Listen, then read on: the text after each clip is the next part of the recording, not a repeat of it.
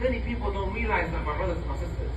They think maybe when we say this haram or don't do this or do that, that we're just trying to make their lives difficult. I'll give you guys an example of a zina. Zina, haram, relationships outside of marriage, right?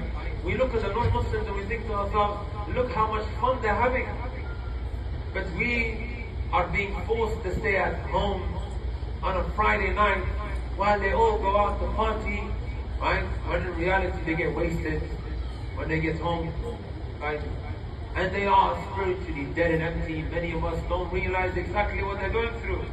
Like in a shahid in al-kalam, my brothers and my sisters, sins have a long-lasting impact on our hearts. And if you don't believe me, my brothers and my sisters, let me read out a message that I received this morning. A lot of the lectures that I delivered, I've been reading out. You guys remember? One from a brother and one from a sister that I screenshotted, that I saved somewhere.